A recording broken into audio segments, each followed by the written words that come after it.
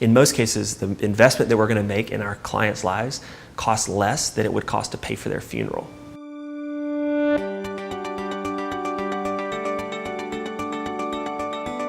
The mission of Care for AIDS is to empower people to live a life beyond AIDS.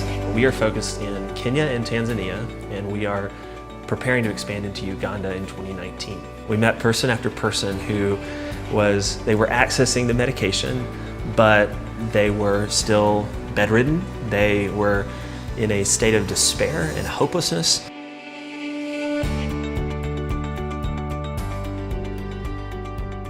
Sarah was a picture of how a lot of our clients are. She was weak.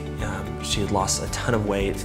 She was bedridden completely, unable to walk on her own, and Care for AIDS admitted her into our first program.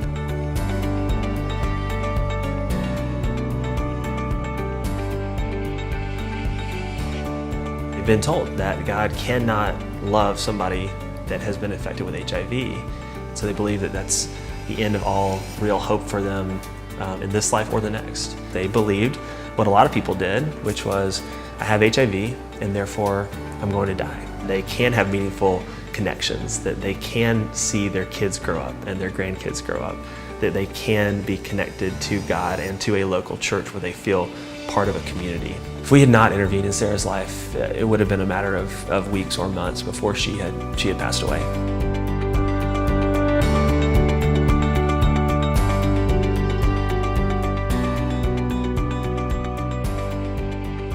To date, we've graduated over 13,000 individuals from the program, and maybe even more significantly, they represent over 40,000 children who are dependent on that parent or caregiver to take care of them, to educate them.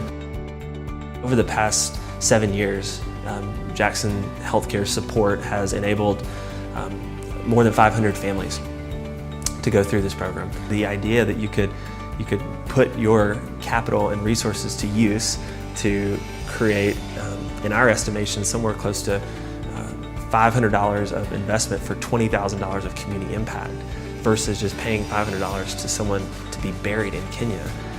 What a valuable application of resources. And when you do that in enough communities, you begin to see a national change in a country. And I can honestly say 11 years in, we're seeing a change in Kenya that we could only have dreamed about. We have a vision to be able to empower 100,000 families affected by HIV by the end of 2027.